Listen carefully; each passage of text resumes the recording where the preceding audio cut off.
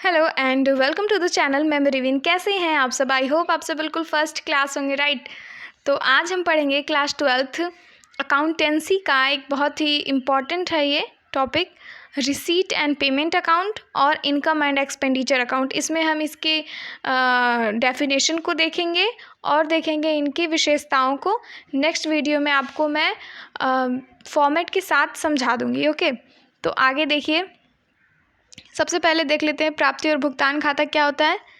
यह खाता एक प्रकार से पूरे वर्ष की रोकड़ बही का एक सारांश है, संक्षिप्त रूप में होता है। ठीक है, ये किसका होता है? रोकड़ बही। ये एमसीक्यू में पूछा जाता है, इसमें मैं एमसीक्यू भी इम्पॉर्टेंट बताते चलूँगी। ठीक है, विलियम पिकल्स के अनुसार प्राप्ति एवं भुगतान खाता एक अवधि के रोकड़ बही के नकद एवं बैंक का लेन देन जो होता है, ठीक है, उसके सार मात्र से कुछ भी अधिक नहीं है। ठीक है, मतलब कि क्या कि ये जो रिसीट एंड पेमेंट अकाउंट है ये क्या है कि बस ये एक रोकड़ बही की तरह ही होता है। रोकड़ बही जो प्रॉफिटेबल कंपनीज होती हैं, जो प्रॉफिट के लिए कंपनी होती हैं, फर्म होते हैं, वो सब रोकड़ बही बनाते हैं, कैश अकाउंट बनाते हैं। ठीक है, तो वो सब बनाती हैं, उसी की तरह ही ये भी होता है। इसमें बस लिखा जाता है कि पैसा आया और गया। ठीक है, किसी भी ईयर का हो, पैसा आया तो डेबिट, पैसा गया तो क्रेडिट। ठीक है, आगे देखिए। जो कि उपयुक्त शीर्षकों में विश्लेषित एवं वर्गीकृत है, यह खाते का ऐसा प्रारूप है जिसका प्रयोग अधिकांश समितियां, क्लबों, संघों आदि के कोषाध्यक्षों, कोष यानी कि होता है फंड, ठीक है, उसके जो अध्यक्ष होते हैं उनके द्वारा वर्ष के कार्य संचालन के परिणामों को प्रस्तुत करने के लिए किया जाता है। ठीक है, अतः प्राप्ति एवं भुगतान खाता वर्ष के अंत में ही बनाया जाता है। ठीक है, रोकड़ बही के से तैयार किया जाता है। प्राप्ति एवं भुगतान खाता की सभी मदें जो रोकड़ बही में लिखी हुई हैं वह संक्षिप्त रूप में प्राप्ति एवं भुगतान खाते में भी लिखा जाता है। ठीक है, नेक्स्ट हम इसकी विशेषताओं को देख लेते हैं। तो सबसे पहले इसकी विशेषता है खाते की प्रकृति। तो ये किस प्रकृति का है? ये रियल अकाउंट की प्रकृति का है। रियल अकाउंट मतलब आपने क्लास 11th में गोल्डन रूल में पढ़ा होगा कि रियल अकाउंट मतलब क्या होता है? Debit what comes in and credit was goes out. ठीक है, अतः प्राप्तियाँ इसके डेबिट में और भुगतान क्रेडिट में लिखे जाते हैं। तो अगली हम देखेंगे, तो देखिए अगला विशेषता देख लेते हैं। यह नकद तथा बैंक के प्रारंभिक शेष में से प्रारंभ होता है। ठीक है, इसका मतलब कि जब ये रिसीट एंड पेमेंट अकाउंट बनता है तो इसमें स्टार्टिंग में मैं आपको फॉर्मेट अगली वीडियो में लेकर आऊँगी फॉर्मेट, तो उसमें दिखाऊंगी कि ये जब स्टार्ट होता है तो भी ये नकद तथा बैंक और अंतिम में भी नकद तथा बैंक को दिखाता है। ठीक है, तो नेक्स्ट देखते हैं। नेक्स्ट क्या है? डेबिट पक्ष में लिखी जाने वाली मदों की प्रकृति। तो ये देखिए इसका फॉर्मेट ये है। इधर ये डेबिट साइड है, ये है क्रेडिट साइड। ठीक है, इधर क्या लिखा जाता है? रिसीट। ठीक है, पैसा कहीं से भी आए, किसी भी साल का हो तो इस साइड लिखेंगे, और इधर होता है पेमेंट साइड। पैसा कहीं भी गया हो, किसी भी साल का गया हो, ठीक है, वो आउटस्टैंडिंग हो या फिर एडवांस हो, तो इस साइड हम लिखेंगे। ठीक है, ये होता है इसका फॉर्मेट। अच्छे से आपको मैं अगली वीडियो में लेकर आऊँगी। ठीक है, चौथा देखिए, क्रेडिट पक्ष में लिखी जाने वाली मदों की प्रकृति। तो क्रेडिट साइड यानी कि क्रेडिट साइड होता है ये। ठीक है, क्रेडिट साइड में हम पेमेंट्स को लिखते हैं। ठीक है, जो भी पेमेंट हुआ है, आउटस्टैंडिंग हो, एडवांस हो, करेंट ईयर का हो, तीनों हम इसी में ही लिखते हैं। ठीक है, और नेक्स्ट इसी तरीके से हो गया हमारा कहाँ गया? इस खाते का अंतिम शेष नकद एवं बैंक के अंतिम शेष, वही चीज़ हो गई कि ये जो खाता है, ठीक है, सॉरी ये नहीं है, ये देखिए ये इसका जो अकाउंट होता है, ठीक है, तो यहाँ पे जो एंड होता है ना, तो भी ये बैंक और कैश, इससे ही एंड होता है और यहाँ से उससे ही शुरुआत होता है। ये हो गया। फिर क्या है अगला? इसमें गैर रोकड़ मदें नहीं लिखी जाती। इसका मतलब कि कोई चीज़ आउटस्टैंडिंग है, पैसा भी मिला नहीं है, ठीक है, तो वैसी मदों को इसमें नहीं लिखा जाता।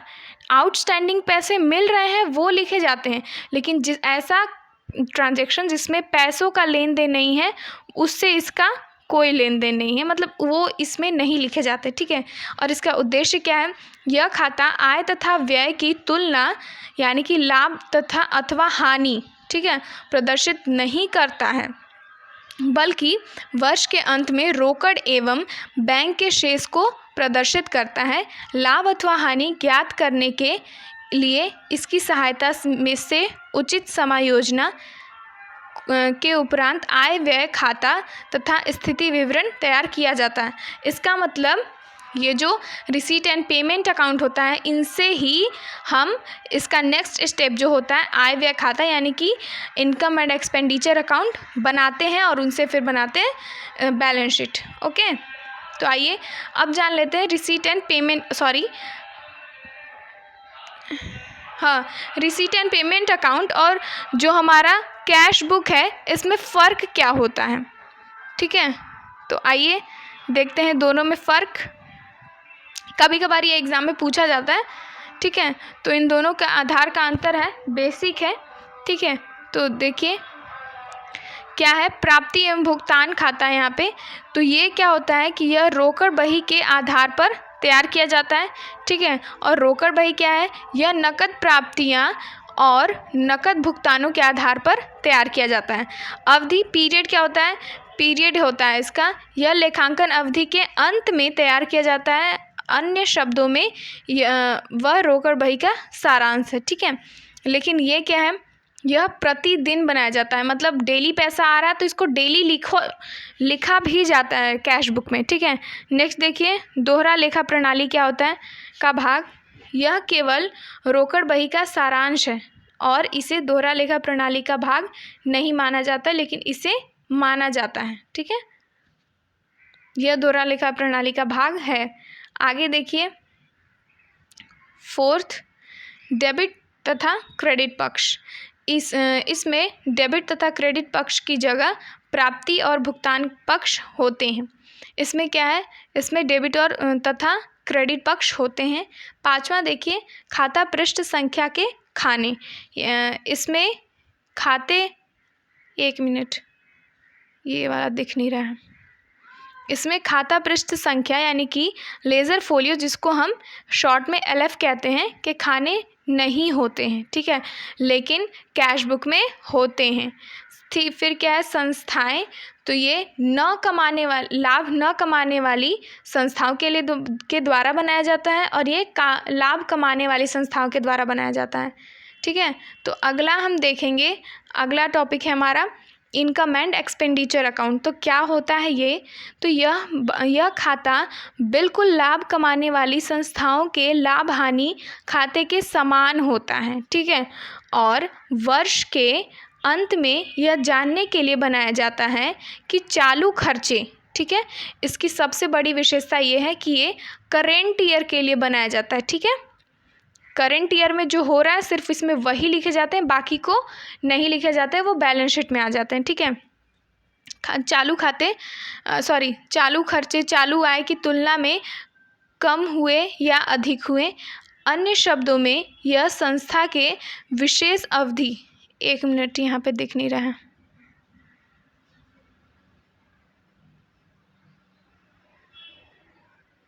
तो चलिए, अन्य शब्दों में यह संस्था की विशेष अवधि की क्रियाओं के परिणाम स्वरूप हुए आधिक्य या कमी को प्रकट करता है। जब मैं अगली वीडियो में इसका फॉर्मेट लेकर आऊँगी तो एक क्वेश्चन भी रहेगा साथ में, उसमें आप देखेंगे कि ये जो लास्ट में इसका क्या दिखाता है, यहाँ पे आधिक्य हुआ या फिर कमी हुआ, ठीक है। मतलब एक मिनट, इसमें ये दिखाया जाता है कि जो हमारा इनकम है वो इनकम एक्सपेंडिचर से ज़्यादा है या फिर एक्सपेंडिचर इनकम से ज़्यादा है, ये इसमें लास्ट में दिखाया जाता है। ठीक है, इसका यही पर्पज़ होता है। यह खाता ठीक उसी प्रकार से बनाया जाता है जिस प्रकार व्यापारिक संस्थाओं में व्यापारिक एवं लाभ हानि खाता बनाया जाता है। ये भी MCQ में पूछा जाता है। ठीक है, अर्थात उचित समायोजनाओं को करते हुए समस्त आयगत व्यय एवं हानियाँ इसके डेबिट पक्ष में लिखते हैं तथा समस्त आयगत आय तथा लाभ को इसके क्रेडिट पक्ष में लिखते हैं।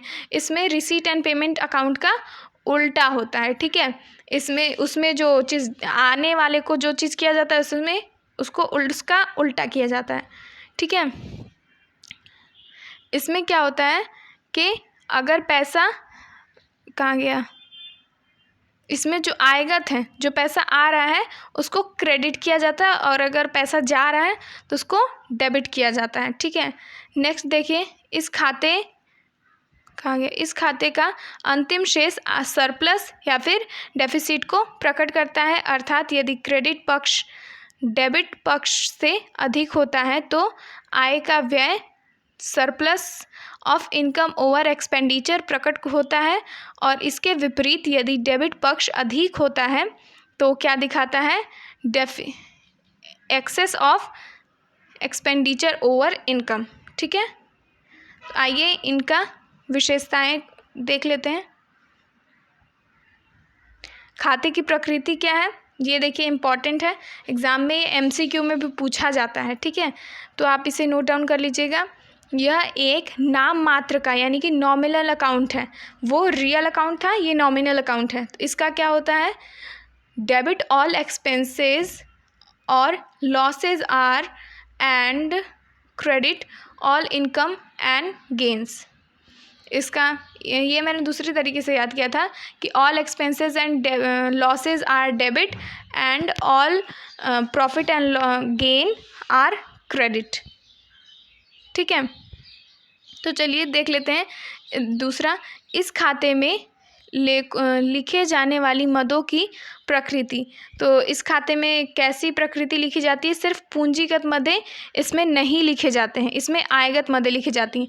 ये मैं आपको अगली वीडियो में समझाऊंगी कि पूंजीगत मदें यानी कि रिवेन्यू नेचर के और कैपिटल नेचर के क्या होता है। तो इसमें सिर्फ रिवेन्यू नेचर के जो आइटम्स होते हैं वो लिखे जाते हैं। रिवेन्यू नेचर यानी कि जो बार बार होता है और कैपिटल नेचर जो कभी कभार होता है या फिर एक बार होता है। ठीक है, तो जैसे कि इसमें देखिए फर्नीचर के विक्रय से प्राप्त पैसे को, ठीक है, इस खाते में नहीं लिखा जाएगा। क्यों, क्योंकि फर्नीचर क्या है, एक कैपिटल है। ठीक है, पूंजीगत मद है। परंतु एक मिनट, कहाँ गया, परंतु फर्नीचर के विक्रय से लाभ अथवा हानि को इस खाते में लिखा जाएगा क्योंकि वो रिवेन्यू नेचर का है। उसको मैं अगली वीडियो में अच्छी तरीके से समझा दूंगी। ठीक है, रोकड़ के प्रारंभिक एवं अंतिम शेष को न लिखा जाना। इस खाते में रोकड़ के प्रारंभिक और अंतिम शेष को नहीं लिखा जाता है, वो बैलेंस शीट में चला जाता है। ठीक है, फिर क्या है, समायोजन यानी कि एडजस्टमेंट्स। एक मिनट में ऊपर करके दिखाती हूँ। वे समस्त समायोजन यानी कि एडजस्टमेंट जो लाभ हानि खाता बनाते समय किए जाते हैं आय व्यय खाता बनाते समय भी किए जाते हैं। जैसे कि हाश यानी कि डेप्रिसिएशन, अदत्त व्यय, पूर्व दत्त व्यय, अपार्जित आय आदि। ठीक है, ये सब एक्रूड, एडवांस, ये सब है इसमें, इसका मतलब। आगे देखिए पांचवा, इसमें केवल चालू अवधि के आय व्यय लिखे जाते हैं। इस खाते को बनाते समय आय व्यय की उन सभी मदों को छोड़ दिया जाता है जो चालू वर्ष से संबंधित नहीं है। दूसरे शब्दों में इसे बनाते समय सभी मदें जो पिछले अथवा आगामी वर्ष के संबंधित है उसे छोड़ दिया जाता है। मतलब कि ये मैंने बताया था कि ये सिर्फ करेंट ईयर पे चलता है, ठीक है। तो इस जो भी आइटम करेंट ईयर के हैं सिर्फ इसमें वही लिखे जाते हैं, बाकी सबको छोड़ दिया जाता है। वो सब जाएंगे बैलेंस शीट में, वो ओपनिंग बैलेंस शीट में जाएंगे और क्लोजिंग बैलेंस शीट में। बैलेंस शीट 2 टाइप्स के होते हैं, ठीक है। इसका उद्देश्य क्या है, अधिक और कमी को प्रकट करना, यानी कि सरप्लस और डेफिसिट को दिखाता है ये, ठीक है।